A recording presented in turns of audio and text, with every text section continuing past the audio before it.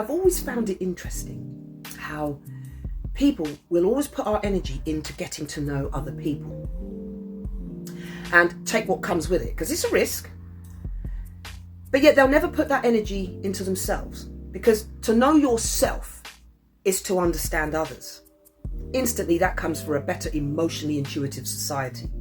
Okay, that in then helps us flourish whilst we battle against that 1% who are just wrong. They don't fit here. They're the only ones to be disruptive.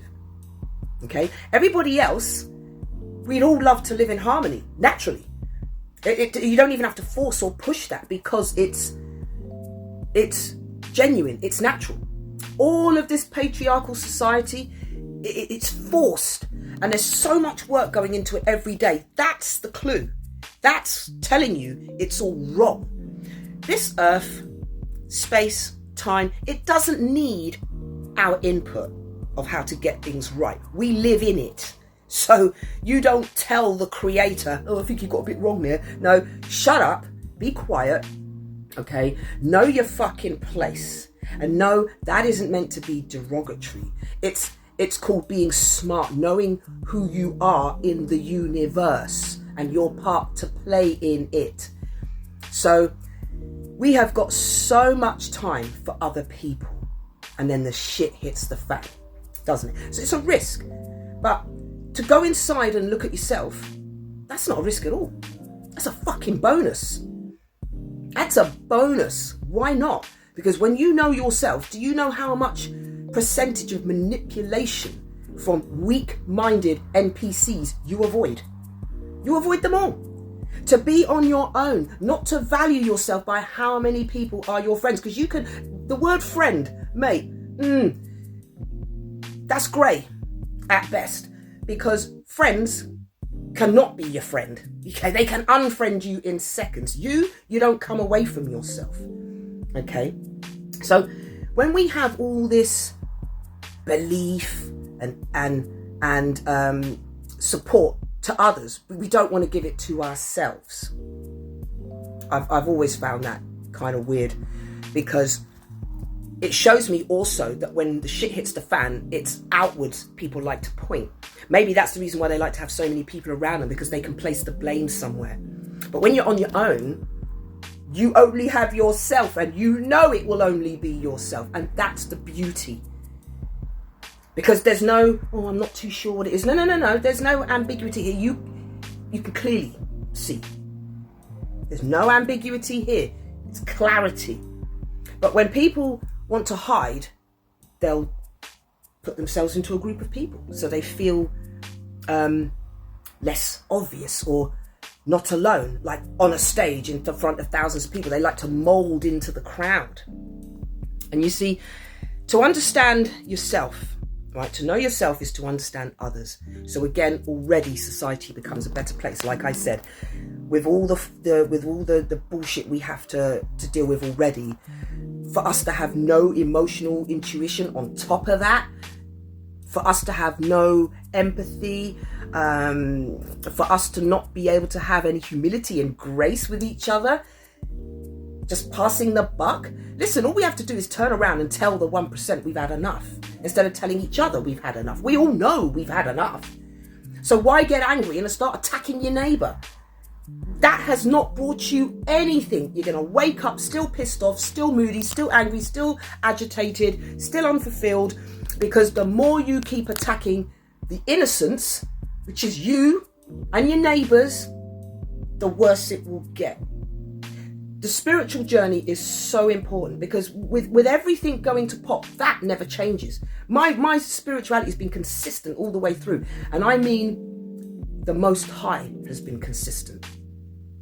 Never fucked me over, never stabbed me in the back, never called me a cunt, never told me I wasn't enough, never looked down on me. Remember, this is the entity that created everything, that lives outside of all of this, not just a mere human being, right? So when you think about the shit you take from a being that has no right to tell you about yourself, because even the being that created all this doesn't get cocky like that. What does that tell you? Why are you seeking validation? from a mere fucking human being who doesn't know their ass from their elbow any more than the rest of us do. Come on, guys. All of this, let's save humanity. You can't save humanity anymore because humanity doesn't want to be saved. Okay? That's what you see when you look around. You just got to be an observer of observers and watch. But everybody is still dashing to the very corners that have been already predestined and made for you to go. Like I said, when people go on marches, you think you're changing the world, you're not changing shit. That's what they want you to do. They've set that up. Go on your march. And then they're all having lunch, laughing at you. The marches don't make any difference. It's the most simple thing, yet it's the hardest thing, because you've been so brainwashed, that we all need to do, which is simply drop the pen. I don't think I want to do this anymore. It's not benefiting me. Smart move, because it's not. But nobody's doing that. We're all just going, yeah, all right, I'll continue, I'll carry on, I'll scrape and save and have nothing until I die. You're born, you're a slave, and then you die. And the sad thing is, when it comes to what you call death, which I call ascension, you're not prepared. You're not ready for it. And death is the very thing that's rooted in fear. They want you to fear it, so you'll be the most monstrous, most selfish side of yourself whilst you're here. And you'll embed that into your kids. You'll tell them to be selfish as well, won't you? Especially when you see people that you know have got money and they're looking to buy or get from food banks or buy the food that supermarkets are now selling for cheaper and cheaper. If you're struggling to buy food, you can now go direct to the supermarkets via these apps and you can just get money off. And yet the first thing I see is a name pop up. Someone I know, and I know this piece of shit. I'm going to call him a piece of shit because he's wealthy and he doesn't need any of that. Any of it. But he's going to take it. And that's where we go wrong. He's going to take it for himself. Because, oh, look. So the people who have more just keep wanting more for nothing. So this is why I don't put any energy into science or society. I put it into my ascension from when I leave here. This place is a learning curve. Who would live like this? For real, as an intelligent being.